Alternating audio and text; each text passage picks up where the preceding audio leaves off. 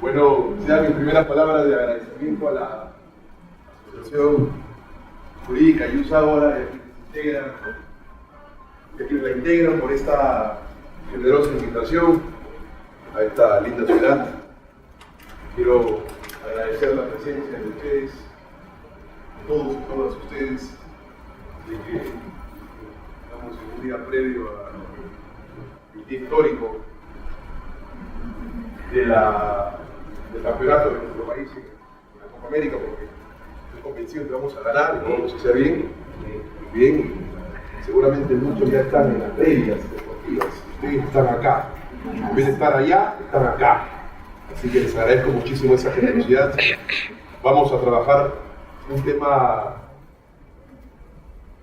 conocido pero poco trabajado, y poco ejercido y poco estudiado. Bien, está relacionado a las objeciones como mecanismo de litigio penal, de litigio oral, en juicio oral. Vamos a trabajar ese tema que es bastante interesante, que es bastante dinámico y que estoy absolutamente convencido le va a agradar. Yo estoy haciendo un texto de cerca de 85, 86 carillas de objeciones porque me parece que es una herramienta que el abogado de nuestro país no conoce y que debe obligatoriamente conocer para poder ejercerla en un juicio oral. Yo en particular he ganado algunos casos sin necesariamente conocer todo el expediente, sí conociendo con quién litigo en la trinchera del frente y con quién me enfrento como decisor judicial. A través de las objeciones he logrado cerrar algunos casos, porque mientras la información no se produce en juicio, mientras la información no ingresa a juicio, la información no puede servir como fuente de condena, ¿verdad? Mientras la palabra dicha a través de un testigo no ingrese a juicio, no existe fuente de información para poder sustentar una condena, bien para absolver o bien para condenar. De manera que el control de las objeciones es principalmente sí, ciertamente. Bien, vamos a desarrollar la siguiente estructura, vamos a conceptuar las objeciones, vamos a identificar algunas características propias de las objeciones, los pasos para objetar y la clasificación o tipologías de las objeciones para hacer, a propósito de las tipologías de las objeciones, un ejercicio práctico de cada una de estas. Vamos a trabajar objeciones nunca antes vistas en la televisión nacional peruana. Bien. Vamos a trabajar pues las típicas objeciones a las preguntas conclusivas, a las preguntas objetivas, y vamos a identificar algunas objeciones que están allí en el Código Procesal Penal, pero que no hemos tenido la delicadeza de poder observarlas. Y empezamos en ese sentido. Bien, cualquier interrupción es siempre por supuesto bienvenida. La objeción constituye un mecanismo implícito desde mi perspectiva del derecho a la defensa.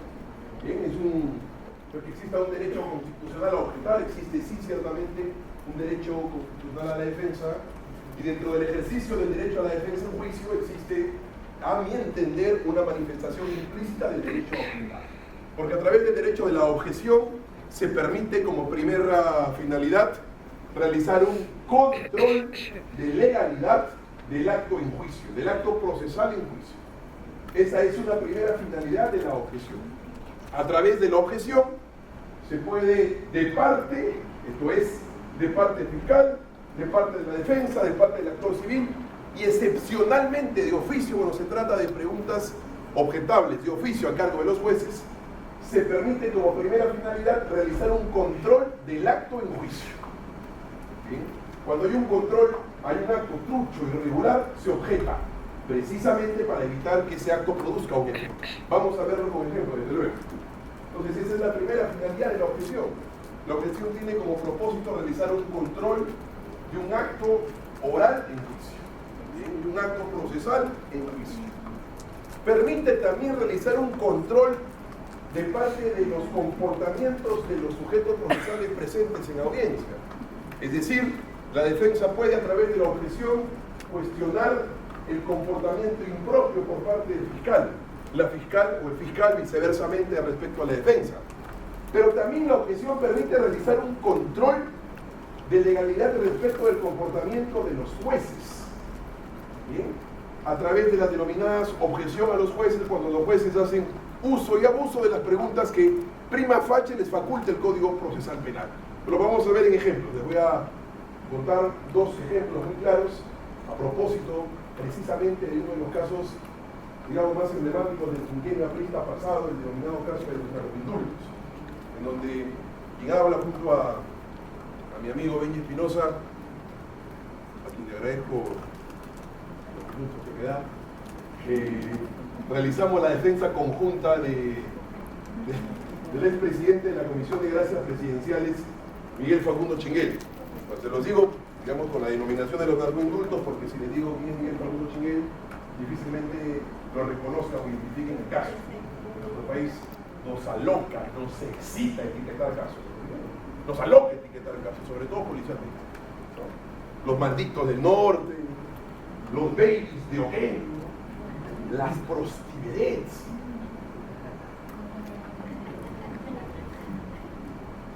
los intocables ediles, deberían ser los tocables porque todos están presos, deberían ser los tocables, los cuellos blancos del pueblo, lo que significa que hay cuellos sucios también, el loco pegalón y muchas cosas más. Entonces, a veces aterrizo un poco el caso con la etiqueta que en particular no me agrada, porque detrás de la etiqueta hay un ser humano en juicio, hay un ser humano perseguido por la justicia, pero para acercar un poco al ejemplo académico. En ese caso en particular, realizamos, al menos quien habla, realizó objeción a los jueces porque se estaban excediendo en su facultad de hacer preguntas a los testigos. Entonces, lo vamos a ver en su momento, por supuesto. Pero trato con esto de decir que es posible no solamente realizar un control de parte de quienes nos enfrentamos en juicio, sino también un control desde la perspectiva de la defensa o fiscalía de quienes deciden en juicio, a través de la objeción a los jueces por infracción a la imparcialidad judicial, que es perfectamente posible, por supuesto con un argumento bastante diplomático y protocolar, que se trata de objetar a quien va a decidir la objeción, pero es posible hacerlo. ¿De acuerdo? Entonces tenemos dos finalidades de las objeciones. La primera es que se realiza un control del acto en juicio oral, de un acto procesal en juicio oral al que nosotros reputamos como irregular, ilícito o trucho. Pero también realizamos comportamientos, objeciones y control de las objeciones a través de los comportamientos inadecuados por parte de quienes participan en las audiencias y de quienes deciden también, por supuesto, en las audiencias. Pero no solamente respecto a eso, sino que la objeción también permite realizar un control a la legalidad probatoria en la incorporación de prueba y permite realizar un control al procedimiento de incorporación, por ejemplo, del refrescamiento de memoria para un testigo o de utilizar su declaración previa para impugnar credibilidad. Cuando el procedimiento se rompe, se objeta. Cuando el procedimiento no es el adecuado, se objeta. La verdad que la objeción también es fundamentalmente importante para realizar un control de legalidad al procedimiento de utilización de declaración previa para refrescar memoria o al procedimiento de utilización de declaración previa para impugnar credibilidad. También es importante, porque muchas veces nuestros amigos de la persecución, y lo digo con mucho respeto a los de la Fiscalía y también los de la Defensa, digamos, utilizan la ley del menor esfuerzo, no utilizan el procedimiento que establece, digamos, la academia, porque no es que esté el procedimiento regulado en la norma, el procedimiento que establece la academia para impugnar credibilidad. Se hace un salto al procedimiento. Y se hace un salto al procedimiento también para refrescar memoria. Seguramente con mi colega Espinosa ya lo han visto. ¿De acuerdo? Entonces, cuando hay ese salto al procedimiento, se objeta, porque el procedimiento no es el adecuado, porque el procedimiento no es el establecido. Bien. Estamos ahí. Digamos, yo no objeté porque las preguntas que le hacían a un testigo no restaban a mi defensa, no anteponían un suceso de riesgo a mi teoría de caso. Y como diría el profesor Belteman y Dulce, a veces, así como el mejor contraexamen es el silencio, la mejor objeción es el silencio. Mientras no produzca riesgo, cállate, que no te gane el ego, no objetes por objetar. Al contrario, que la información ingrese porque te favorece. Si la información no te hace yaya, como diría mi abuela, no te daña, no objetes, déjala ingresar. Bien, sí, por supuesto, si sucede lo contrario. Entonces, la abogada de uno de los acusados, sí, digamos, tenía el derecho de objetar porque la información estaba siendo bastante perniciosa para su cliente. Pero lo particular de esta abogada es que cuando surgía la pregunta, la abogada levantaba la mano, de esta forma, como si estaría haciendo presencia en clase. Bien, surgía la pregunta, surgía la respuesta, bien, y luego el director de debate le decía: doctora, ¿sí qué desea? Usted está levantando la mano. Sí, quería oponerme a la pregunta, pero ya no se preocupe, señor juez, ya será la siguiente ocasión. No hay que pedir permiso para objetar, no hay que tener miedo para objetar. Los jueces deberían favorecernos y estar contentos con las objeciones, porque los jueces quieren que el acto procesal sea reputado como lícito o ilícito. Como lícito. Quieren que ese acto en juicio sea válido o inválido, sea válido. Por tanto, una de las formas de contribuir con el aparato judicial es que los abogados estemos preparados para objetar allí donde se debe objetar. Bien, y eran preguntas totalmente inadecuadas, sin embargo, no había esa personalidad para poder interrumpir la pregunta a través del mecanismo de la objeción. Porque se trata de eso, la objeción, de impedir que la información salga, de obstaculizar esa información, de suspender la respuesta a resultas de que el juez o jueces resuelvan esa objeción. Surgía otra pregunta y seguía, digamos, con el mismo mecanismo bastante pacífico y pasivo, la abogada. Sí, doctora, cuando usted quiera objetar o oponerse, como usted, digamos, lo llama, oposición o objeción, digamos, son estilos. Yo sugiero el estilo de la objeción. Bien, hágalo, díganos. Si usted quiere objetar, no me pida permiso, levante la mano y proteste. Objeción, señor juez. Objeción, señores jueces. Hay que tener personalidad para poder objetar. No estamos insultando a los jueces, ¿bien? No estamos perjudicando el trabajo de los jueces, salvo la objeción sea temeraria, cuando realizamos una objeción con propósitos de evitar que la información mucha sea ingresada a la juicio. La información mal hecha, como quieran llamarla, sea ingresada a la juicio. Entonces, esa es la segunda característica de la personalidad, de la objeción, personalidad. No hay que pedir permiso a los jueces. Surge la oportunidad para objetar, primera característica, inmediatez, oportunidad, ahí, objetas, objeción, señor juez. ¿De acuerdo? Y hay que tener personalidad para poder paralizar la audiencia hasta la expectativa de la resolución del juez. Bien. La tercera característica es la tipología de la objeción, que en mi concepto es la más esencial. Bien. La tipología de la objeción. La tipología de la objeción, palabra más, palabra menos, supone darle nombre y apellido a la objeción. Así como yo soy Juan Carlos Portugal Sánchez, tengo 31 años, soy hincha de Alianza y de la selección peruana, bien, ya le contaste ya que puse mi polo de Alianza del departamento de Uruguay y los maldije. Ante todo, pero tengo que salir. Estoy pensando hacerlo mañana, porque ya me cansado de tomar muchas horas. No lo voy a hacer.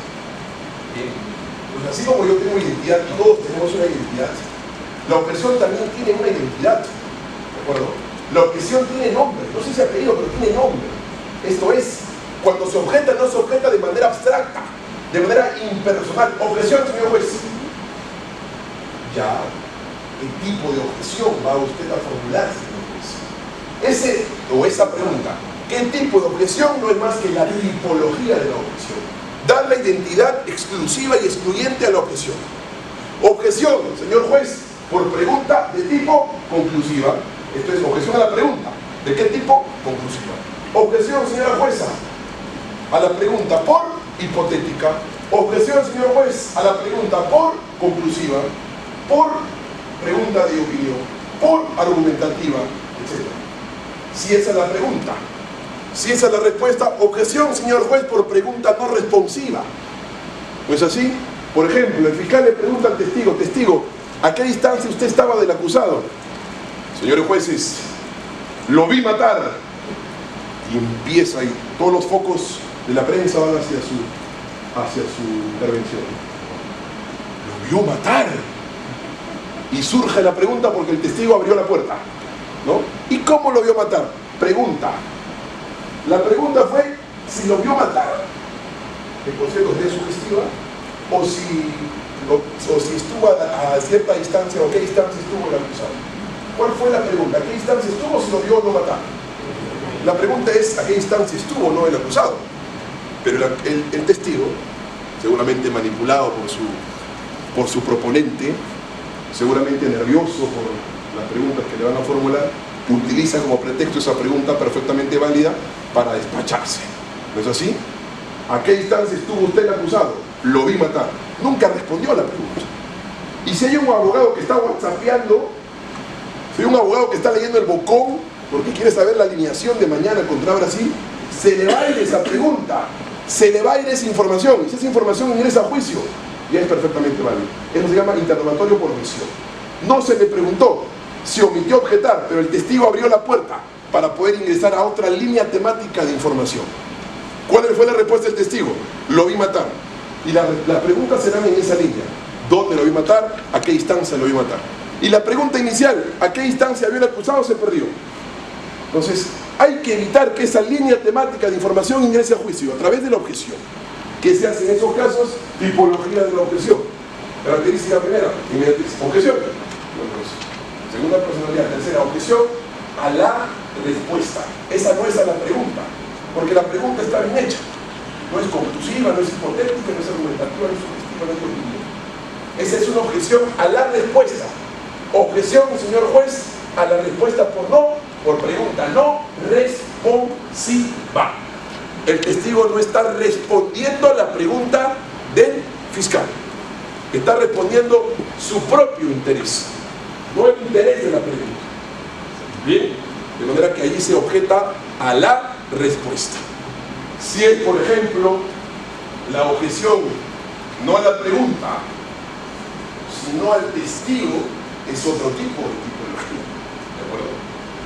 Se formulará la siguiente objeción. Objeción, señor juez, al testigo por idóneo. Vamos a ver qué es uno. Objeción, señor juez, al testigo por idóneo. Por ejemplo,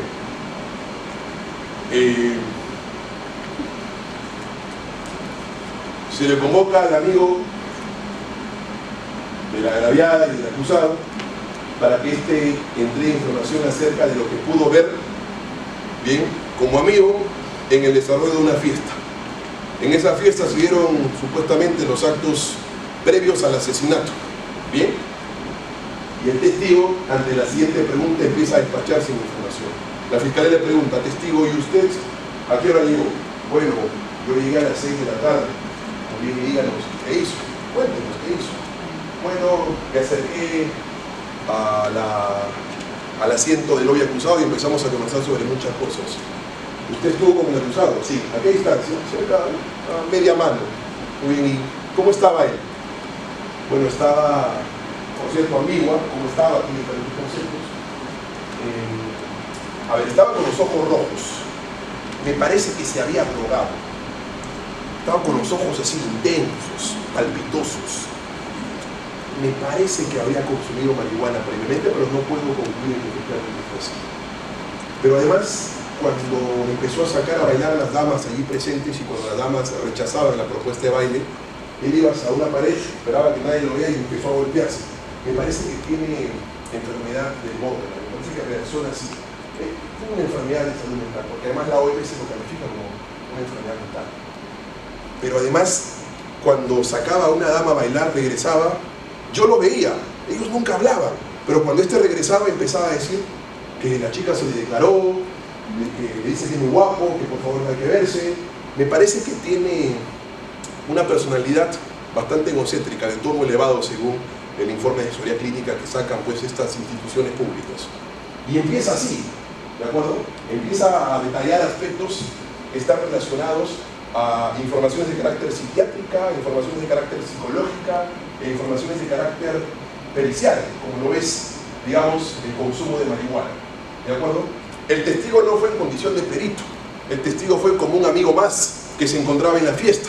De manera que esa información, los ojos estaban rojos y me parece que se había drogado, que había consumido marihuana previamente, no le corresponde a decir al testigo, tiene que llamar a un toxicólogo para que le dé ese tipo de información.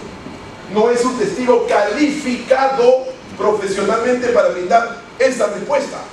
De la misma forma, cuando empieza a analizar aspectos del borderline, Y aquí dijo, empezó a golpearse las manos y la cabeza. Me parece que frente al rechazo, no tolera y empieza a golpearse a sí mismo. Es una característica del borde. Bueno, no es un psiquiatra, porque ni siquiera es para llamar a un psicólogo, es para llamar a un psiquiatra.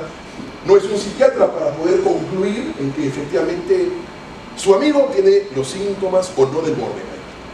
¿De acuerdo? Y tampoco es un psicólogo para determinar si es que tiene un temperamento moderado, egocéntrico, alto, etc. Son informaciones que le corresponden a un testigo en particular, bien a un testigo técnico o bien a un perito psicólogo, a un perito psiquiátrico, a un perito toxicólogo, pero no le corresponde brindar ese tipo de información a un testigo. Bien, y sin embargo, el abogado que está whatsappeando sigue la línea del testigo, no sabe cómo contraexaminar porque la información ya salió. Lo que se tiene que hacer allí es inmediatamente objetar. No se le objeta la pregunta porque la pregunta es bien hecha. Bien, ¿cómo lo encontró? Es cierta información abierta por parte del testigo. Lo que se objeta tampoco es a la respuesta. Lo que se objeta es al testigo, porque no es el testigo profesional calificado para brindar ese tipo de información. Entonces ahí la objeción es al testigo. Objeción, señor juez, al testigo por inidóneo. Bien, es importante esta información, estimado público que está presente. Hay que ser bastantes ampulosos, ser bastante sinceros con este tipo de información. Bien, como ocurre comúnmente cuando van algunos miembros expertos de la Contraloría General de la República a brindar información acerca del análisis del informe de control que realizaron sobre una investigación por corrupción o una investigación por peculado o apropiación, ¿no? En donde en ambos delitos se requiere el perjuicio como para poder determinar desprendimiento del erario público. Ocurre comúnmente que va el abogado que realizó el análisis legal, bien, el contador que realizó el análisis contable y determinó perjuicio en el proceso de licitación pública, y además va el supervisor, que es el que desde afuera realizó el control del análisis legal y dio fe de que la estructura se había cumplido, en principio. Bien, comúnmente quienes dan a juicio, el supervisor, el analista legal y el analista contable. Sin embargo, cuando citan a juicio, va el analista contable, y el analista contable empieza a brindar información acerca de responsabilidades administrativas disciplinarias por infracción a la ley de contrataciones del Estado y al reglamento de la ley de contrataciones del Estado, y también infracción al reglamento de organización y funciones, ya denominado MOF, Manual de Organización y Funciones. ¿De acuerdo? Ahí habría que preguntarse, ¿quién es el testigo calificado para brindar esa información? Esto es, concluir infracciones a la normativa de contrataciones y a la normativa municipal. ¿El analista legal o el analista contable? ¿Quién es el testigo calificado para brindar esa información de carácter normativa y legal? ¿El contador o el abogado? El abogado, salvo Fiscalía o quien propone al testigo haya acreditado previamente al contador concursos en derecho, concursos en contrataciones, y que dentro del informe especial del contador también haya realizado conjuntamente con el analista legal análisis de respecto y conclusiones al respecto de la información correcta. Solo en ese escenario, porque si es que el contador tiene 15 carreras y entre estas el derecho y es experto en contrataciones, pero el análisis doctora no fue sobre normativa, sino fue sobre aspectos contables, no puede hacer ese tipo de análisis. Pero nosotros somos cómplices de esa pervención, porque ¿a quién no le ha pasado? Van los de Contraloría y empiezan a despacharse a diestra y siniestra, y como son los expertos, permitimos que la información se produzca. Tiene dos alternativas allí. La primera, crear una expectativa de contrainterrogatorio para poder hacer un contraexamen bastante apurado al contador, ¿no? Empezar a decir, usted ha manifestado a la Fiscalía que mi cliente, bien, generó infracción a la ley de contrataciones del Estado. Entonces sí, dígame, usted es abogado, no, usted está colegiado, no está afiliado, porque sin embargo concluye una infracción normativa. Con eso lo puede cerrar sin ningún problema. Bien. O también esperas el momento de la objeción. Tienes dos alternativas: esperas que el contraexamen lo sepultas o realizas un control de la objeción. Objeción, señor juez, por testigo inidóneo. Permítame la argumentación, señor juez. Cuarta característica de la objeción, o quinta vendría a ser, no cuarta o quinta característica. El argumento, la razón de por qué es esa tipología de la objeción. Junto a la tipología de la objeción, el argumento, la razón constituyen lo más esencial en el proceso característico de la objeción. Tienes que argumentar la razón de la objeción, y la razón es la siguiente en este ejemplo. Señores jueces, según el requerimiento acusatorio, bien, el testigo de nombre A fue el testigo que en condición de analista legal, según su pertinencia, según su utilidad y según su conducencia, fue convocado a juicio para declarar sobre tal respecto. Según el requerimiento acusatorio del propio fiscal, el analista contable, según su pertinencia, utilidad y conducencia, fue o será convocado a juicio para que nos brinde información respecto al eventual perjuicio económico que encontró en su análisis. En ningún momento dentro del concepto de relevancia probatoria se establece que el analista contable realizó un análisis normativo, sino únicamente pericial, contable. Y viceversa. De manera que quien debería responder infracciones a la ley de contrataciones, infracciones al reglamento, infracciones a la normativa municipal, entiéndase rojo, mofo, directivas internas, es el analista legal, no el analista contable. Y lo que está haciendo mi colega de la persecución es brindar preguntas relacionadas a un aspecto que él no ha redactado, que él no ha analizado y cuya especialización tampoco le corresponde según la propia estructura probatoria que el fiscal ha producido en su requerimiento acusatorio. Y que el auto de enjuiciamiento así además lo ha delimitado. Brindas el argumento, brindas la razón. De manera tal que solicito, señor juez, pretensión conclusiva, que se declare fundada mi objeción y en ese sentido exhorte a mi colega del Ministerio Público, exhorte a la defensa, exhorte al actor civil a reconducir las preguntas de acuerdo al conocimiento del testigo y a reconducir las preguntas según la información probatoria que el testigo va a ofrecer en juicio. ¿Bien? Eso es importantísimo, amigos, fundamental. Uno, porque sacas a quien formula la pregunta de su estado de confort. Porque hay que ser sinceros, se puede enseñar mucho litigación, que se puede realizar mucha actividad a nivel de conferencias, pero todavía seguimos siendo bastante sensibles al documento, ¿no? Llevamos las preguntas en el documento. Y no está mal, pero no hay que hacer uso y abuso del texto. Es bueno utilizar líneas de interrogación,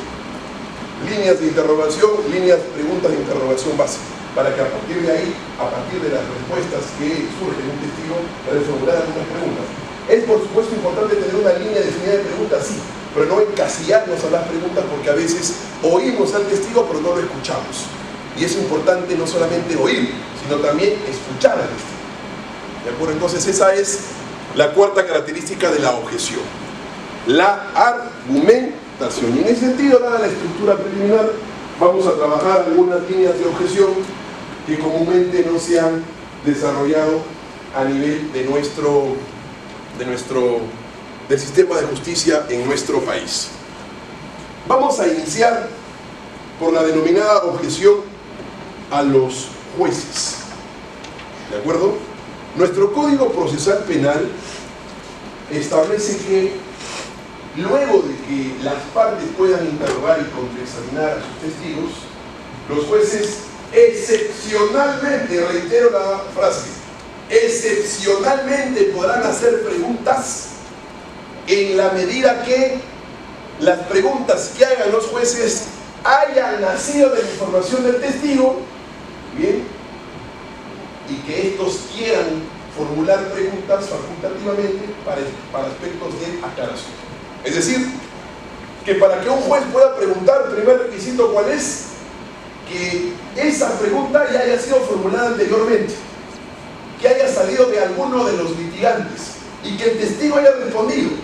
Pero como ha respondido de manera imprecisa, doctor, bien, excepcionalmente para aspectos aclaratorios o de especificación, los jueces pueden formular esa pregunta. contrario censo, como dirían los guachafos. Si es que esa información no salió del testigo, primer escenario, segundo escenario, si es que esa información no fue preguntada por las partes en juicio, los jueces no pueden preguntar. Y no pueden hacerlo porque si no dejarían de ser supra, miren mi mano, dejarían de ser supra y se convertirían en parte. Dejarían de ser supra y se convertirían en parte.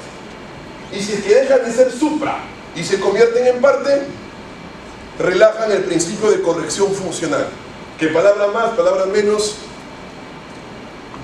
obliga a los jueces a no asumir competencias allí en donde el constituyente no le ha encargado. Al juez no le ha encargado realizar labores de persecución. Esta labor de persecución corresponde en estricto a la fiscalía. Al juez no le han encargado hacer labores de defensa, corresponde a la defensa técnica. Bien, fiscalía es un órgano postulador, tesis. La defensa es un órgano también postulador, antítesis. Los jueces son un órgano decisor a través de la síntesis en el desarrollo de la decisión judicial. De manera que si dejan de ser supra y se convierten en parte, asumen labores de persecución. Y en ese sentido relajan el principio de imparcialidad judicial. Porque están interesados con la parte, aspecto subjetivo. O porque están interesados con la información, aspecto objetivo. Y los jueces tienen que tener desinterés. Bien diría el profesor Moreno Holman. Cerca de su producción, pero lejos de su actuación. Esto es, los jueces tienen que estar cerca de la producción probatoria por exigencia del principio de inmediación, ¿verdad? Pero lejos de su actuación. Ellos no pueden actuar prueba. Por eso es que yo en particular estoy absolutamente en contra de la prueba de oficio. Porque bien o mal contribuye a una decisión. ¿A favor o en contra? Bien. Érase una vez, hace 4 años atrás, cuando tenía 27, 26 años, y junto a mi colega Benji Espinosa, a quien le he creado un sticker en WhatsApp, que estoy difundiendo en las redes sociales. Lo estoy pasando, como se moró un año, me han enseñado mis alumnos en la San me han enseñado cómo hacer stickers. En mis tiempos libres me dedico a eso. Me voy a contratar también a tu. Doctor Juan Carlos, un minuto para. Disculpe que te interrumpa. Quería dirigirme al público para que tengan la oportunidad de realizar preguntas al doctor, ¿no? Para que si tienen alguna duda, alguna aclaración, pueden levantar la mano y se les acerque el micrófono y puedan ustedes tener las ideas un poco más claras, o si necesitan que les respondan alguna duda que han tenido en algún proceso o que han visto, lo podrían hacer. Quiero hacer una pregunta, doctor. Buenas tardes.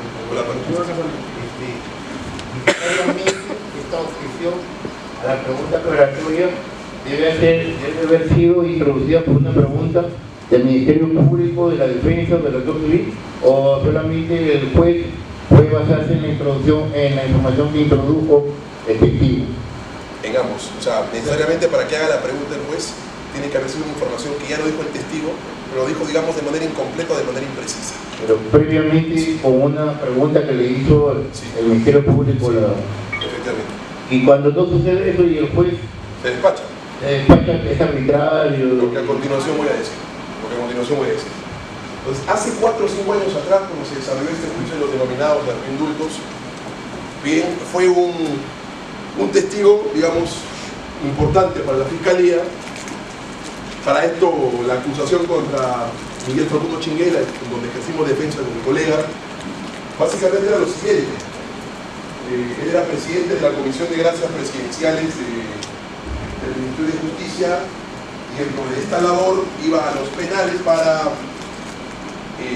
obtener expedientes de computación para un trámite eventual. Es decir, si una persona estaba sentenciada por 20 años, podía eventualmente computarse. Imaginemos que le computaban 6 años, 20 menos 6 salía en 14 años. Si tenía 10 años en prisión, salía en 4 años. Bien, se le reducía la prisión. Evidentemente, la intervención de mi cliente es una intervención consultiva, elaboraba una propuesta de conmutación y era finalmente decidida por el ministro o ministra de Justicia con su rúbrica, que tampoco era determinante, pero sí lo hacía el presidente de la República. El presidente decidía si finalmente la conmutación en cuanto al trámite prosperaba o no prosperaba. Bien, y Fiscalía sostuvo que se gestó una asociación ilícita en el gobierno aprista liderada por Miguel Fortuno Chinguel con finalidad de identificar principalmente a internos colombianos, a internos nigerianos, pero principalmente extranjeros con capacidad y solvencia económica considerada, que podían pagar una conmutación bastante interesante. Se decía que eran 20.000 soles por un año de conmutación, 30.000 soles por conmutación. Entonces, la Fiscalía acusó a Miguel Fortuno por cohecho pasivo, por entregar su acto funcional a través de una dádiva, a través de un dinero. Muy bien, ¿quieres que te conmute? Perfecto. Dame 20.000 soles y elaboro una propuesta de conmutación favorable a tu situación. Bien, básicamente ese era el caso. Inició con cerca de 3.000 conmutaciones, a Fiscalía a juicio llevó 29 conmutaciones, es decir, 29 sobornos, y logramos la absolución de 27 casos y logramos la absolución, es decir, 27 sobornos y además de la acusación por asociación ilícita. Bien, a veces, yo siempre sostengo esto a mis alumnos y alumnas en las universidades, a veces en la derrota se gana. Bien.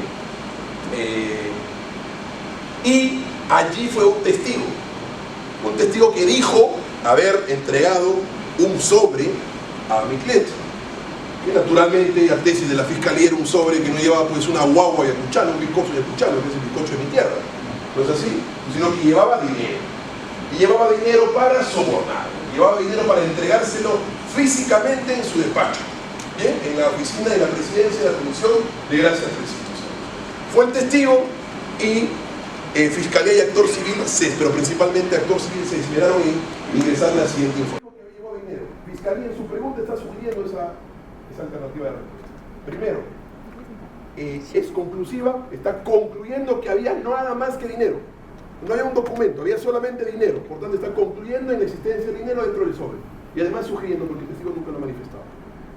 Efectivamente, notamos que hay una sugerencia, no sé si conclusiva, pero sí sugerencia.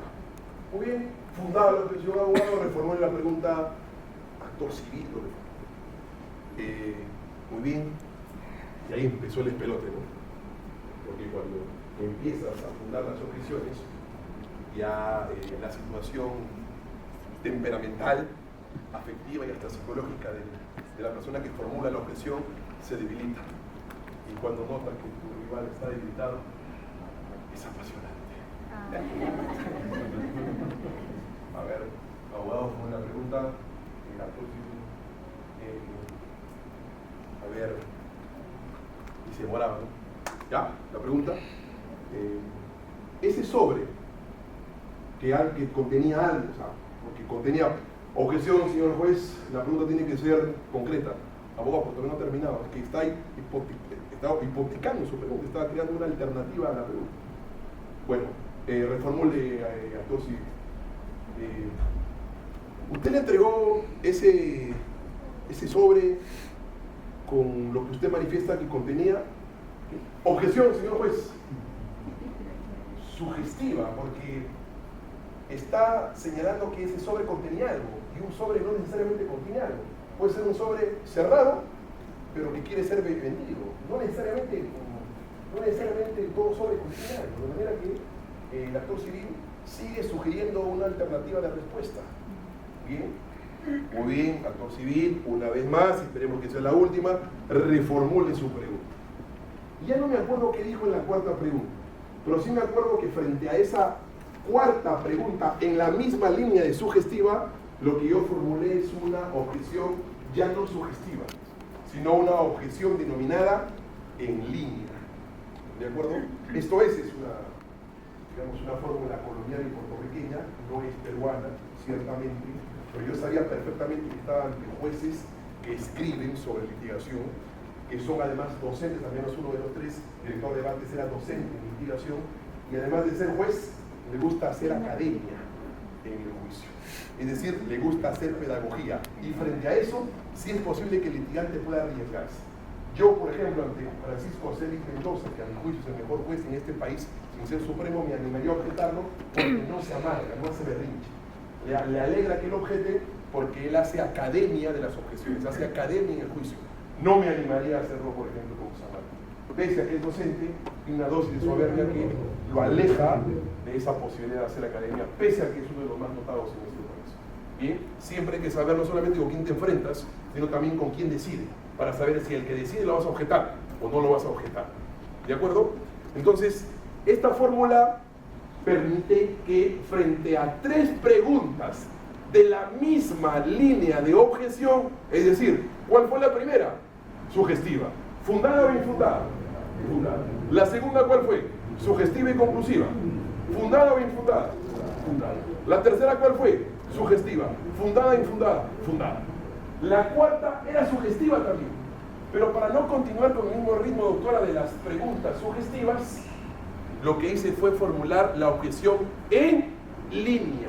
La objeción en línea precede a que haya 3 preguntas que han sido judicialmente declaradas como fundadas bajo un mismo tipo de objeción. Todas fueron sugestivas. Primera sugestiva, segunda sugestiva, tercera sugestiva. Las 3 resueltas a favor judicialmente. ¿De acuerdo? La cuarta pregunta, para no continuar con la misma objeción, cambia de esa a una denominada en línea. Entonces, frente a esa pregunta sugestiva, la cuarta, el señor juez planteó la objeción en línea. Y desarrollé el argumento porque una autora dijo, ¿línea? ¿Qué es eso, doctor, en línea? Y expliqué por qué es en línea. Sabía perfectamente que estaba frente a jueces que pueden aplicar la legislación, digamos, las costumbres de litigio extranjeras al suelo nacional. Bien, me permitieron, efectivamente, fue 2-1, con responsabilidad, pero declararon fundada la objeción por objeción en línea. Bien, pero la consecuencia, salud, doctora, la consecuencia determinante de la pregunta en línea es que esa línea temática que vienes preguntando se elimina, se borra, ya no se puede hacer esa pregunta. Es decir, esa pregunta respecto a qué contenía el sobre se elimina. Ya no puedes, ya no puedes formular más preguntas relacionadas al sobre. Y la pregunta relacionada al sobre era una pregunta determinante, absolutamente esencial. Lo que no significa que había dinero, pero era una pregunta determinante porque además generabas el chispazo de morbo en los jueces. Bien, y eso se le explicó, señor juez. La consecuencia de una pregunta de objeción en línea es que usted, a quien formula la pregunta, lo exhorte a cambiar de línea temática de pregunta. Ya no se le puede hacer preguntas sobre el sobre, se le tiene que hacer otro tipo de preguntas. Esa línea temática se fuma. ¿De acuerdo? Terminó eso, fue bastante intenso ese momento.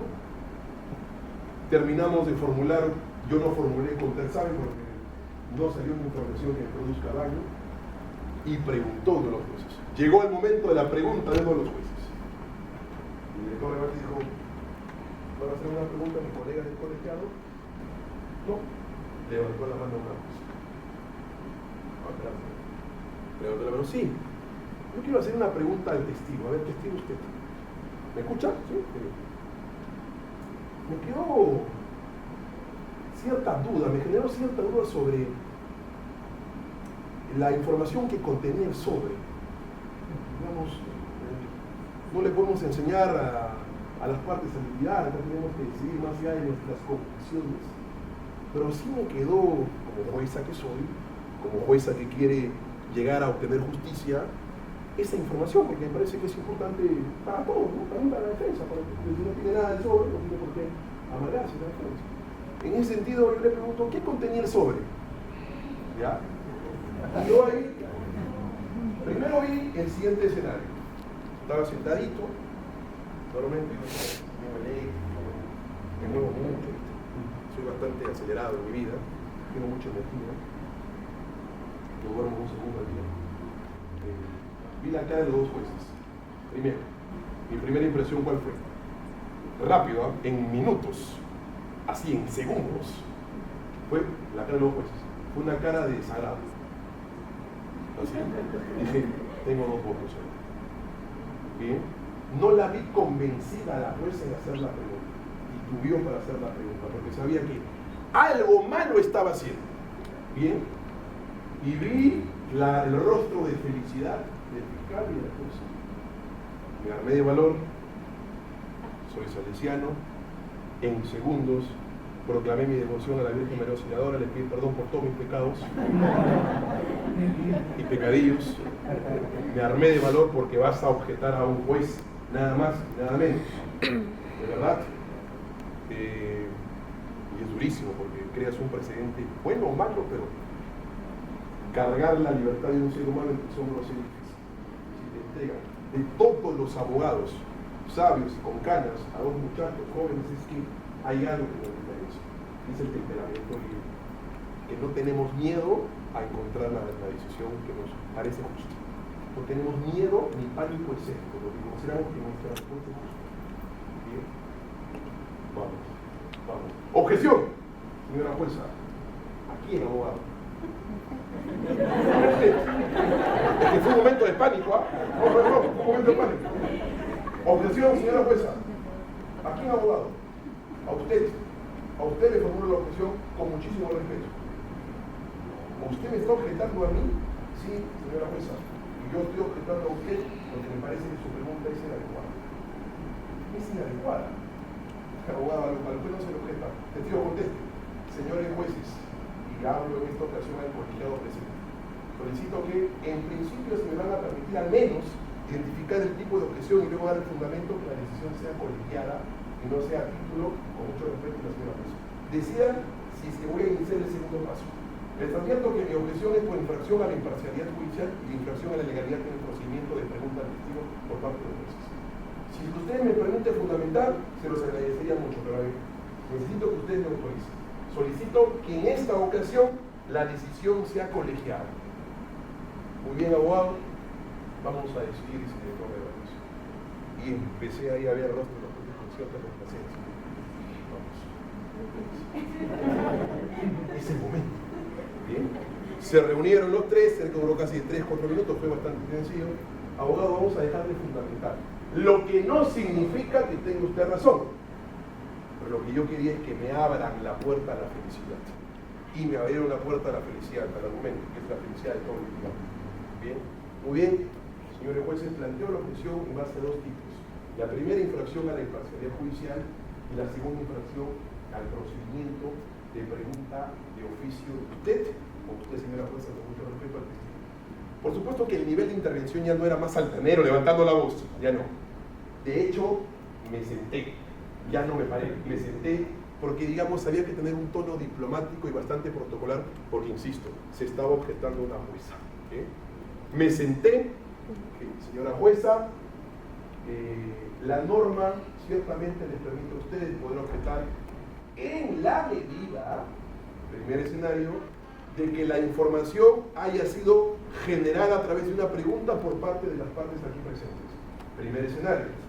En la medida y excepcionalmente, cuando el testigo, como resultado de la pregunta de las partes, haya ingresado la información. Y tercer escenario, que a manera de corolario, la parte haya preguntado, el testigo haya respondido y que esa respuesta sea imprecisa. Y que usted, por supuesto, porque su condición de jueza lo permite, realice esa pregunta con efectos de precisión o con efectos aclaratorios.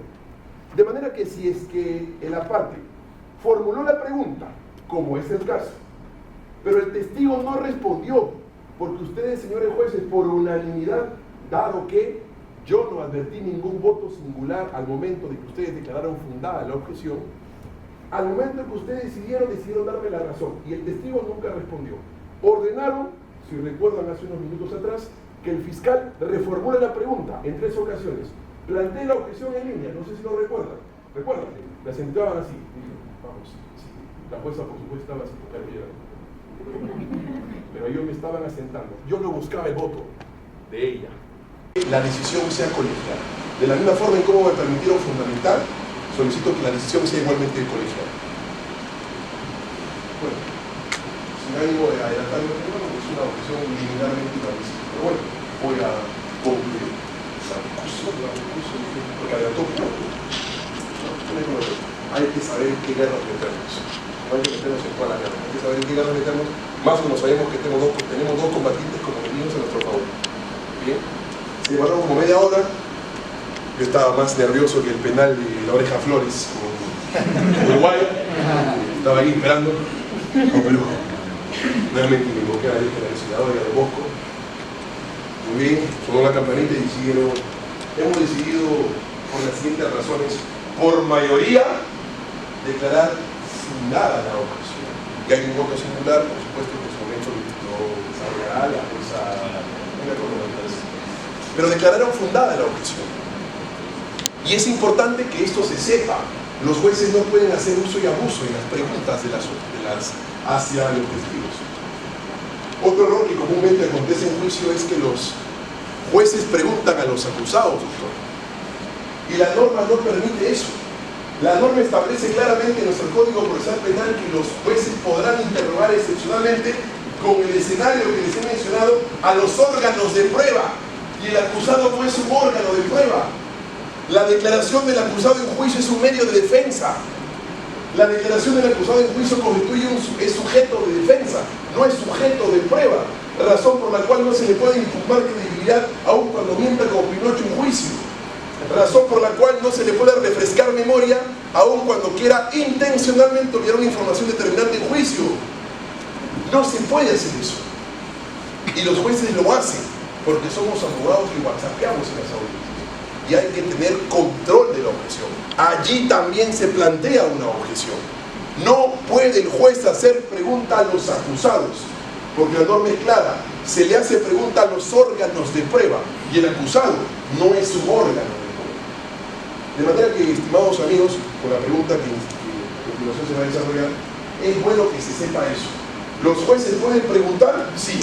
¿Tienen facultad? Sí, pero una facultad precisamente limitada por el legislador para evitar que los jueces asuman labores de parte y dejen de ser suprapartes. Precisamente el legislador ha determinado, doctor, usted me formuló la pregunta, esos 3 escenarios previos para que el juez pueda preguntar.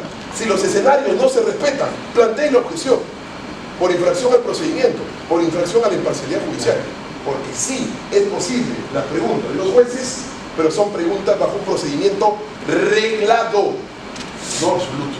¿Bien? Doctor, una consulta. En esa objeción de línea, ¿habría que tener un número mínimo de objeciones anteriores? 3. ¿O 3 como mínimo? Sí. Bajo la misma línea de objeciones declaradas fundadas. Sugestiva, conclusiva, conclusiva. Y la cuarta ya es en línea, y la consecuencia es que esa línea de pregunta se cambia. Doctor, antes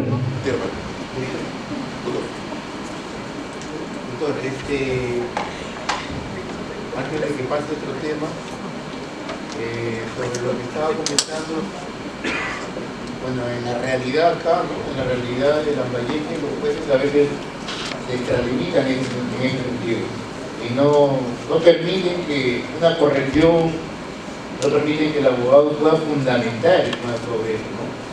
Entonces, nos puede pasar la resolución para eso.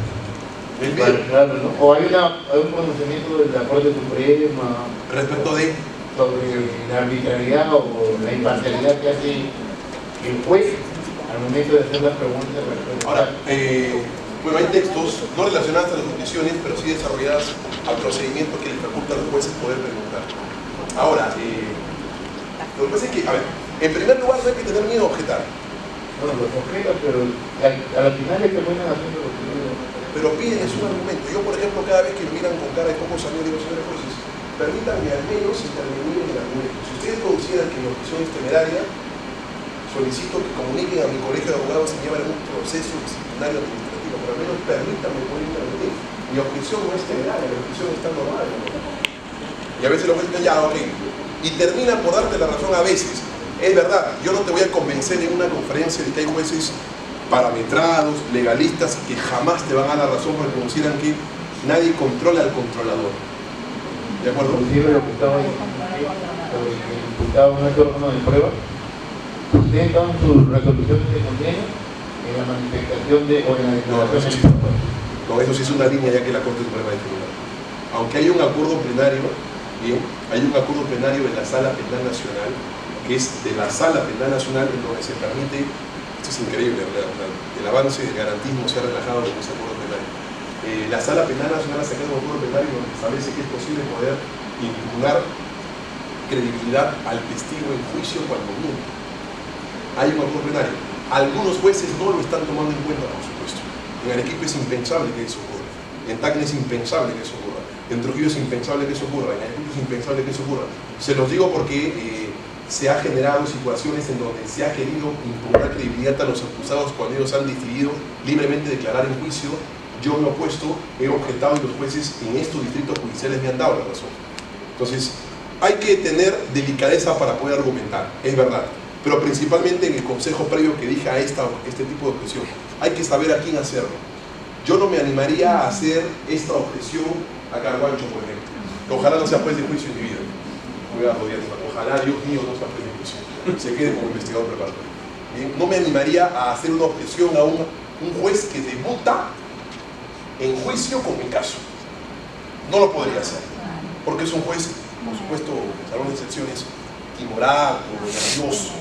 Bien, pero sí una objeción a Francisco Celis Mendoza la podría hacer, porque es un juez que hace academia, es un juez, independientemente de sus decisiones, hace academia, formula artículos, escribe, conferencia, y a ese tipo de jueces, además de ser jueces, son docentes en juicio, se les podría hacer, y yo lo he hecho, en más de una ocasión he objetado a los jueces.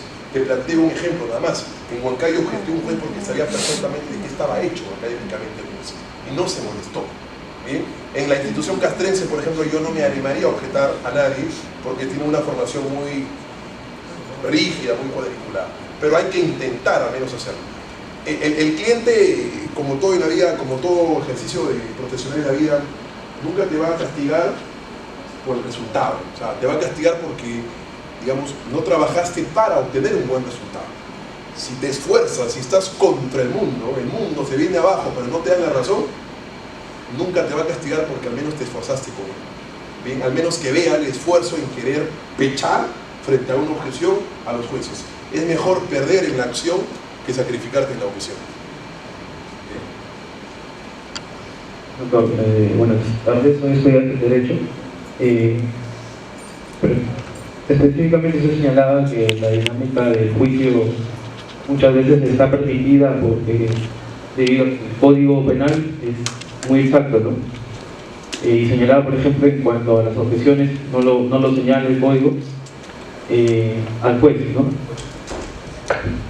Bien, cuando señalaba que el juez puede preguntarle a las partes del juicio, en este caso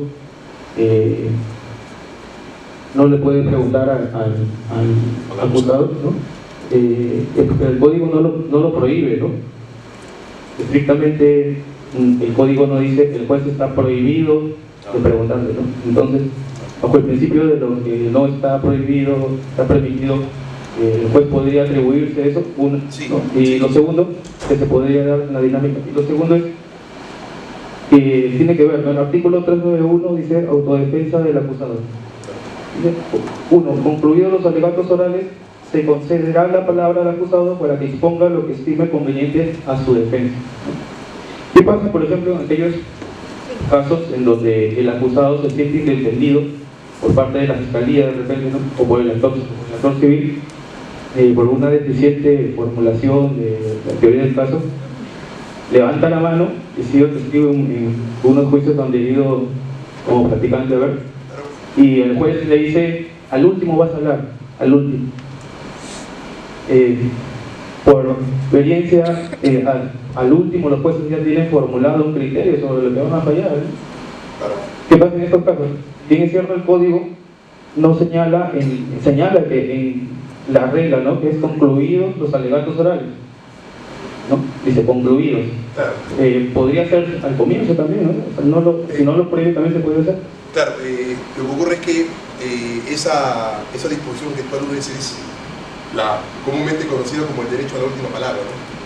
Que es, digamos, la proclamación de inocencia que tiene el acusado una vez que se agota la actividad probatoria y los alegatos de clausura. Pero hay otro momento en donde el acusado sí puede hacer esa defensa, que es en la declaración propia del acusado. Como se lee, me parece que es el 384, el 394, el debate probatorio seguirá el siguiente orden, se dice examen del acusado. Y el tratamiento probatorio que se le da al examen del acusado es distinto al testigo. Es decir, por ejemplo, cuando un testigo va a juicio, doctora, se somete al interrogatorio cruzado, ¿es decir? Fiscalía, defensa, reexamen, recontraexamen y preguntas por ejecución de los jueces. En el caso de los acusados, no. Primero el acusado manifiesta fácticamente todo aquello que le favorece, hace un relato de su caso en cuanto le favorezca fácticamente la labor técnica que corresponde al abogado, y recién se inicia el interrogatorio, digamos, un contraexamen bastante relajado. Bien, es en ese momento en donde el acusado puede hacer expresión de rechazo de una imputación equivocada, de una teoría del caso equivocada, de una indefensión por parte de su abogado de manera equivocada. Es en ese momento, antes de su declaración, antes de someterse a la pregunta del fiscal de la defensa, hay un momento en donde el código dice: el acusado aportará libre y voluntariamente todo aquello que fácticamente le favorece. Ese es el momento. Ese es el momento. Durante la actividad probatoria, digamos, salvo sea un abogado que haga autodefensa en su propio caso, abogado y acusado al mismo tiempo puede intervenir, no lo hace a través de su abogado. ¿De acuerdo? Entonces hay esa situación. Una cosa es el derecho a la última palabra o autodefensa, y otra muy distinta es la declaración espontánea y libre antes de someterse al interrogatorio de juicio. En eso es importante. ¿De acuerdo? Eso es importante. A ver, vuelvo a reiterar, hay algunas objeciones que definitivamente las tenemos que incorporar de la Academia Nacional o de la Academia Internacional.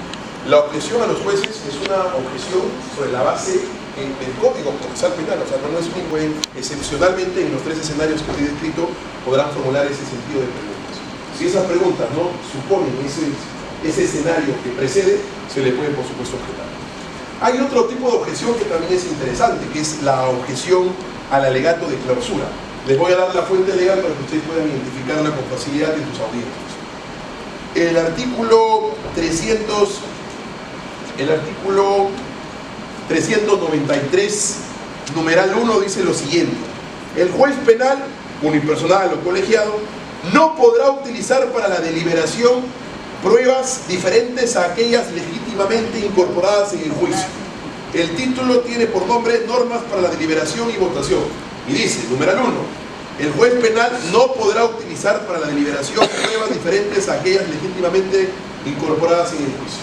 Lo que está tratando de decir el legislador allí, doctora, es que solamente la actuación probatoria delimita la decisión de los jueces. O como diría el profesor Leonardo Moreno Holman, el lenguaje del juicio es el lenguaje de las pruebas. Todo aquello que no se ha producido y actuado en juicio no tiene que ser materia de intervención en la decisión. Esto es así y siempre será así. ¿Qué ocurre en el escenario en donde estamos frente a un alegato de clausura y los fiscales o la defensa técnica incorporan una información equivocada? Incorporan una información que prima facie parte de un hecho cierto, es decir, que el testigo fue a juicio y se sometió a una actividad probatoria. Pero lo que dijo el testigo no es lo que el abogado está diciendo en su alegato de clausura. Está torciendo la información, está acomodando la información para aprovechar el ventajo de la mentira. ¿Pasó o no pasó? Sí, doctor, la verdad pasó. ¿Cómo es eso? Esta semana tenía mucho trabajo. Tenía que sacar 5 sentencias. Y no tenía manos, no tenía personal. Y efectivamente, el abogado lo dijo tan bien, lo hizo de una forma tan convincente, nadie objetó, y estuvo el fiscal que estuvo durante un año en juicio, que yo me creí lo que el abogado había dicho. Y lo que el abogado hizo, lo transcribí y lo utilicé para la absolución. Pero usted no hizo un cotejo, no anotó. Sí anoté, pero doctor, entiéndame, estaba con mucha carga. O sea, usted fue, disculpe la palabra, usted es mi cliente, usted dígame la verdad que yo me encargo de la mentira, fue mesa de parte del abogado. Sí, pues transcribí lo que dijo en su alegato de clausura porque me pareció coherente, me pareció además convincente. Si es un mentiroso profesional, pero yo lo utilicé y lo absolví. Y no tuvo, le dije que no, doctor. No llamó a algún asistente para que transcriba. Oye, esa información que dijo respecto al testigo, a ver, revisa si es el minuto y la hora que el abogado ha dicho. Porque incluso el abogado llevó sesión de tal, minuto tal, hora tal. A ver, revisa y coteja al menos si es la información. No lo hizo. Utilizó la información y absolvió. Fue a sala, anularon, por supuesto. Está suspendido provisionalmente, pues. Y algo hay que hacer. O sea, digamos, no somos magos, pero a veces nos transformamos en Harry Potter. Así que algo haré en este caso. Recién hace una semana resumido, algo haré. ¿Bien? Pero eso ocurre. Entonces, ¿quién es el primer responsable, además del juez? El abogado, el litigante. Tiene que estar con los 5 sentidos puestos en su caso. tiene que realizar, primera finalidad, realizar un control del acto en audiencia a través de la objeción. Si es que yo soy testigo de que esa información parte de una premisa base fáctica, el testigo fue a juicio, pero el testigo no dijo lo que el abogado dice en su alegato de clausura porque está torciendo la información, se objeta. Objeción, señor juez, director de debates. Objeción al alegato de clausura por la siguiente razón. Yo tengo acá la información minuto a minuto, como RPP Noticias, de lo que el testigo dijo en juicio. El testigo dijo A, B y C. Sin embargo, lo que acabamos de escuchar en el alegato de clausura es D. El testigo no dijo eso. Y si usted no me cree, señor juez, suspendamos brevemente la audiencia, recese la audiencia, vayamos al audio para que se pueda in situ identificar si eso que dice mi colega es cierto. Está incorporando información no producida en juicio. Y además de eso, señor juez, a usted lo sorprende porque usted le está generando un procedimiento, a usted le está generando caer en error. Trata de volverte compinche del juez. Le está diciendo al juez, señor juez, lo quiere sorprender en buen cristiano. Yo una vez hice eso, lo hice en Arequipa, pero no fue un juicio, fue no, sí, fue un juicio, claro.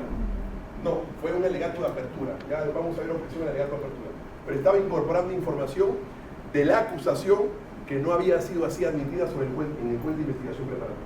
El juez de investigación preparatoria había realizado un control de legalidad de la imputación y el fiscal, pese a que el juez le corrigió cierta imputación y el que el fiscal corrigió luego que el juez se la devuelva, volvió a utilizar la información en juicio. Lo sorprendió al juez de juicio. Y ahí solicité que se utilice el audio exacto en donde el juez declara fundadas mis observaciones formales por infracción a la imputación necesaria y le ordena al fiscal reformular la acusación en ese sentido. Y el fiscal reformuló, sin embargo lo volvió a utilizar en juicio, sorprendiendo porque era otro juez. Bien, yo lo hice, solicité que se suspenda la audiencia, me emberrinché y lo hicieron. Entonces, el responsable directo es el juez, sin duda alguna, algo haremos con ese juez.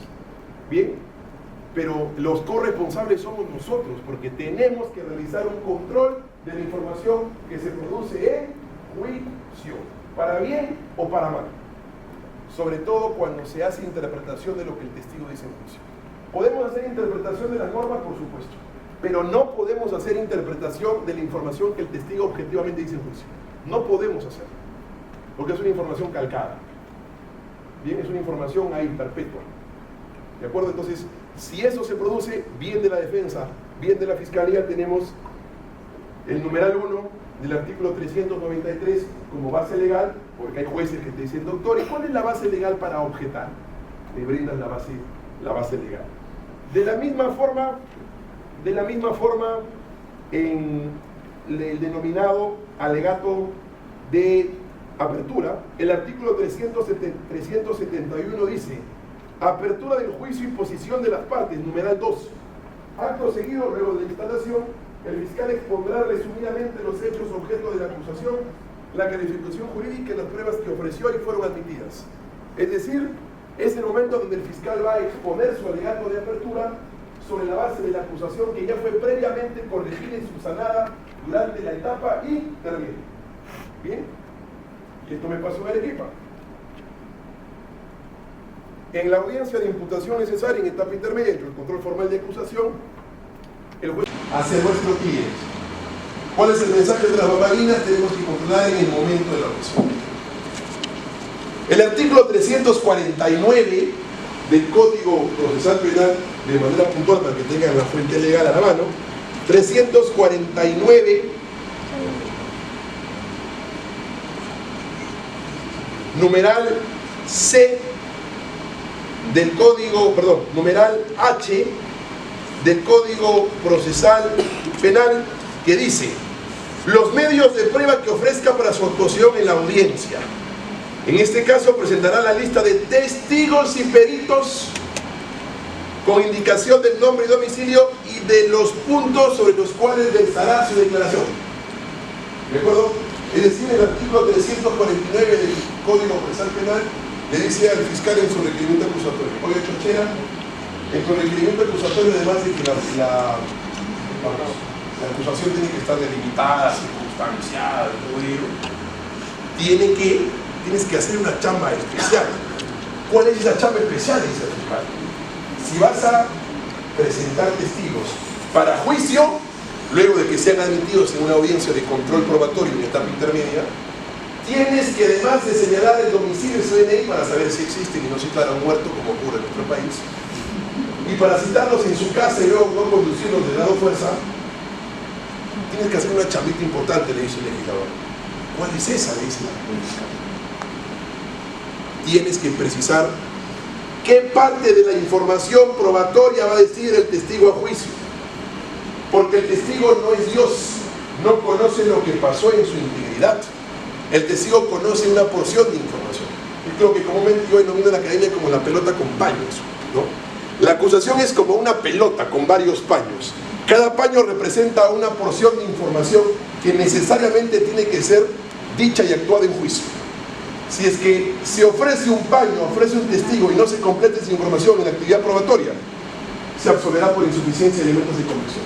Se absolverá por dudas razonables, pero se absolverá. ¿De acuerdo? Y la exigencia del 349 es clara. Oye, si vas a citar a un testigo, no utilices la ley del menor esfuerzo. ¿Y sabes cuál es la ley del menor esfuerzo? Esta. El testigo aportará a la teoría del caso porque le es pertinente, conducente, útil y relevante. Ya está. Con eso se satisfizo la exigencia del 349. ¿Lo han visto o no en las acusaciones? ¿Lo han visto o no? Es bastante común, ¿no? El testigo es útil, relevante, conducente y pertinente porque aporta a la teoría del caso fiscal. Nada más. La ley del menor esfuerzo. ¿Bien? Porque a veces tenemos jueces de investigación preparatoria paternalistas en audiencia. ¿A qué se refiere con pertinente? Como subsalen en audiencia, levantan información. ¿Bien? Pero pertinente es distinto a útil. Útil es distinto a conducente, conducente es distinto a relevante. La sentencia del Tribunal Constitucional en el caso de Hilaria Moja hace una diferencia conceptual bastante interesante sobre esto. 6712-2015. Bien, HCTC. Hace una diferencia bastante importante respecto de qué es una prueba pertinente, qué es una prueba conducente, qué es una prueba útil y qué es una prueba lícita. ¿De acuerdo? Por ejemplo, para determinar la falsedad de puño gráfico en un documento, ¿cuál es la prueba conducente? Una pericia grafotécnica. Es decir, no es la declaración de un testigo, es la pericia grafotécnica. ¿De acuerdo? Es útil porque es la declaración del testigo, pero es conducente porque es el medio a través del cual ingresa la información. El testigo no habla sin su documento, el perito no habla sin su pericia. De manera que conducente es la pericia y útil es el testigo. Bien, entonces es importante hacer eso para plantear también, por supuesto, cuestiones. Vamos a un juicio.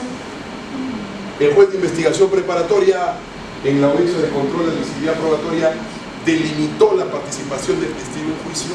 Dijo, el testigo en juicio dirá A, B y C. Nada más.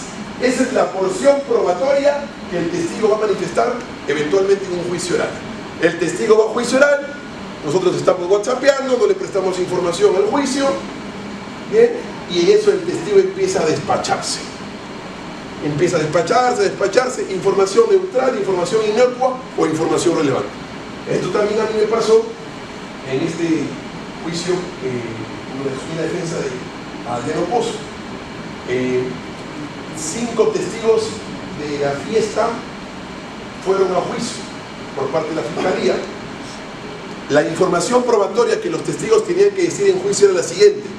Tenían que manifestar si es que Adriano Pozo había, digamos, tenido manifestaciones o conductas impropias relacionadas a hostigamientos, acosos en la fiesta. Es decir, fastidiaba a ella, le miraba el celular, la acosaba, la empujaba, la maltrataba. Bien, esa era la información que los testigos tenían que decir en juicio. Porque en el alegato de apertura, que no es más que un compromiso de palabra que asume el fiscal para probar en juicio, y el compromiso de palabra se honra a través de la prueba, ¿de acuerdo? Dijo, señores jueces, vendrán acá A, B, C, D y E, y ustedes oirán a través de las preguntas que le formularemos en el examen directo 3 cosas muy puntuales. Que el acusado la amedrentó, que el acusado la hostigó y permanentemente le levantaba el celular. Son 3 de las tantas cosas que los testigos nos dirán en juicio cuando estén acá presentes. Hemos hecho un resumen interesante de un alegato apertura. nos dirá, vendrá. No tienes que decir cómo es que van a decir, siendo un resumen bastante abstracto, bajo el principio de no previsibilidad del profesional. No puedes entregarte un cuerpo llano, es decir, cómo son las preguntas, de qué forma vas a obtener esa información. Como recuerdo en Tácnones, un fiscal dijo, vendrá acá el testigo Juan Paredes, y si bien el testigo, el día que pudo ver a su sobrino en un parricidio, no tenía los lentes puestos, y si bien el testigo nos dirá que tiene 3.26 y 2.80 y que la calle no estaba iluminada, pese a eso pudo claramente reflejar el rostro de su nieto. Digamos, ¿qué es lo que hizo en el alegato de apertura el fiscal? Anunció debilidades. Anunció debilidades. La defensa inmediatamente chapa el cuento y dice acá, mi contraexamen va a estar relacionado a esto. Tanto más cuando no había una pericia oftalmológica. No había. Y como diría el maestro, como diría el maestro de Derecho Probatorio Davis Echandía, el tipo de hecho determina el tipo de prueba. ¿De acuerdo? Un muchacho que corre por las calles, de pronto convulsiona y mata a su pareja, tipo de hecho demencia, tipo de hecho locura, imputabilidad sobreviviente. Tipo de prueba, la declaración del muchacho, un examen psiquiátrico. Un examen psiquiátrico, ¿sí? Contabilidad paralela, desfalco en los estados financieros. Tipo de hecho, desfalco en el estado de la empresa financiera. Tipo de prueba, la declaración del contador o una pericia contable sobre el estado financiero, es una pericia contable. Entonces, el tipo de hecho determina Michel Talufo, el maestro del derecho probatorio Michel Talufo. El tipo de hecho determina el tipo de prueba. Entonces, si es que vas a discutir que pese a que tenías 80 y 40 y pudiste ver, ¿qué se requiere para determinar eso? Una pericia oftalmológica. Y no había una pericia oftalmológica como prueba de juicio, como prueba documental, como prueba de juicio. De manera que fue mucho más sencillo, porque el fiscal anunció debilidades en su alegato. ¿De acuerdo? Entonces ella dijo eso, vendrá acá y nos dirá esto. Fueron a juicio y la fiscal empezó a decir lo siguiente.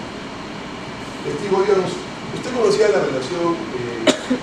relación de Areno Pozo con sus parejas? Pregunta cerrada. Sí, sí conocía. ¿Cómo era? Una línea de preguntas que no tenía nada que ver. Ellos tenían que preguntarle solamente sobre lo que los testigos vieron como actuación de Adriano, como comportamiento de Adriano respecto de ella en la fiesta. Nada más. No sobre sus antecedentes, no sobre sus exparejas, nada. Le preguntaron acerca de su relación de Arlet con los regidores, papá de Adriano, sobre las parejas anteriores, sobre fiestas anteriores. Información que trascendía de las razones por las cuales fueron convocadas a juicio. Y para serles sinceros, no me dañaba esa información. Era una información inocua, pero yo tenía que viajar en la tarde porque tenía que hacer un examen de simulación con mis alumnos. Tenía que parar esa información. Además era una información que bajo el principio de calidad de información en juicio, que es un principio colombiano, solamente la información de calidad ingresa a juicio, era una información innecesaria y aburrida.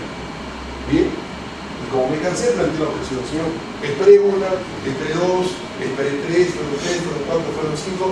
Objeción, señora directora de debates, soy señorita, muy bien. Objeción, señorita directora de debates, por infracción a la legalidad probatoria. Permítame dar el fundamento legal.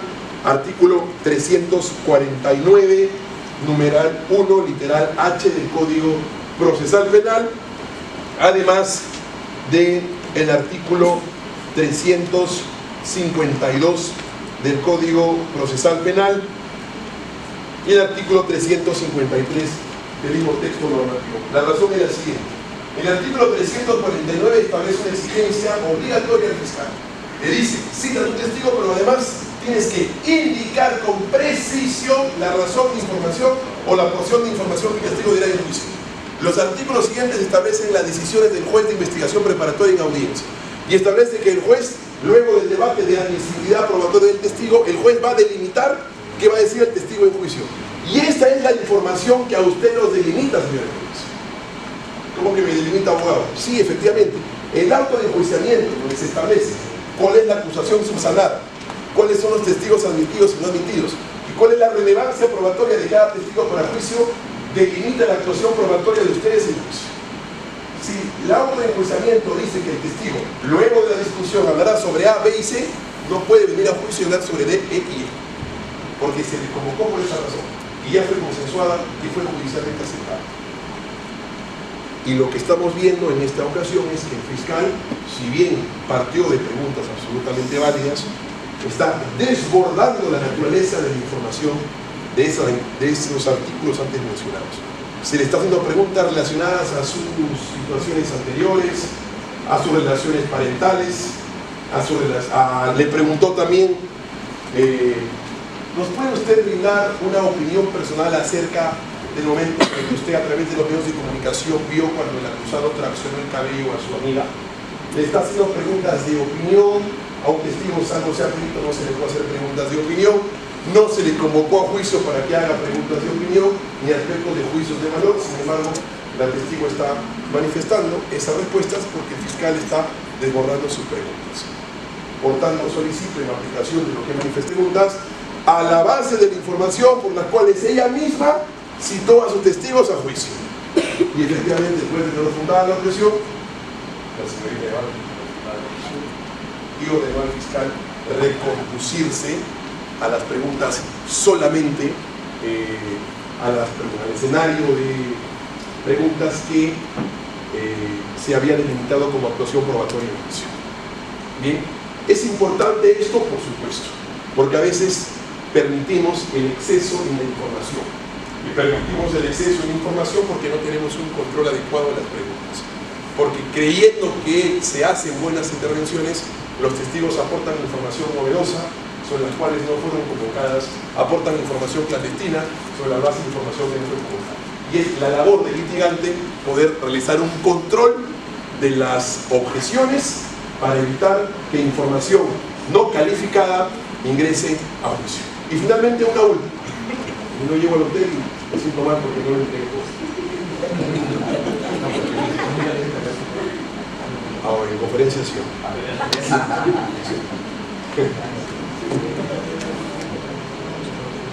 ¿Qué pasa cuando el testigo, por ejemplo, empieza a ingresar información sobre aspectos calificados en el ejemplo que les manifesté, donde daba apreciaciones de carácter psicológico, ¿recuerdan? Apreciaciones de carácter psiquiátrica respecto al borderline y apreciaciones respecto a evaluaciones de toxicología que le correspondían a un perito toxicólogo. Bien, ¿qué ocurre si es que nosotros estamos whatsappeando, no advertimos de esa información y no objetamos? Objeción, señor juez, por testigo idóneo. Porque no conocemos la objeción por testigo idóneo. Porque no asistimos a las conferencias de la asociación Jus Ágora. ¿Qué hacemos? Y el testigo ya soltó la información. Y a partir de la información que suelte el testigo, el fiscal le hace más preguntas. ¿Cómo es que estuvieron sus ojos? ¿No? ¿Por qué dice usted que se golpeaba las manos? ¿Qué hacía después de que se golpeaba las manos? ¿Qué actitud usted vio en el acusado luego de que era rechazado frente a las damas que sacaba ya? Y empieza a generar preguntas por la falta de una objeción por testigo idóneo. No hacemos la objeción por testigo idóneo. ¿Qué podemos hacer? Planteamos una objeción a la respuesta, ya no al testigo por inidóneo, sino planteamos una objeción a la respuesta por ser no calificada. La objeción entonces se denomina objeción, señor juez, por pregunta o respuesta no calificada. Reitero, eso surge en el escenario en donde no advertimos la objeción por testigo inidóneo, no lo logramos aparentar, la información ya está saliendo, la información ya está produciendo, el fiscal está a punto de terminar, el fiscal cree que esa información ya ingresó a juicio y sin embargo podemos paralizar. Es la única objeción donde se puede paralizar la respuesta incluso cuando no se ha concluido. Bien, objeción, señores jueces, por respuesta no calificada, porque las respuestas, esas de carácter científico, tratándose de aspectos de toxicología, esas de salud mental, tratándose de carácter psiquiátrico, esas de aspectos de personalidad, tratándose de características psicológicas, le corresponden a profesionales, entiéndase psiquiatra, entiéndase psicólogo, entiéndase toxicólogo, no a un testigo común, salvo el testigo haya sido incorporado en condición de perito, que no lo es. De manera que la información, toda aquella que podamos oír, toda aquella que nos puede impactar, no es útil. porque no es calificada la información que el testigo y sus conocimientos aportan en juicio. Entonces, ¿cuál es la consecuencia de una objeción por respuesta no calificada? Que todo lo que se despachó, que todo lo que manifestó, sea eliminado. Y estas respuestas se tengan por no ingresadas a juicio. Insisto, es una objeción salvavidas cuando no partimos de la más reconocida, que es la objeción por testigo inidóneo. Si no planteamos objeción por testigo inidóneo, nos queda aún el salvavidas. ¿Cuál es? Objeción por respuesta no calificada. Estimados amigos, hay más cosas que decir, seguramente habrá otra ocasión. Les agradezco que estén acá, ha sido un honor compartir este momento con ustedes. Y mañana arriba Perú. Gracias.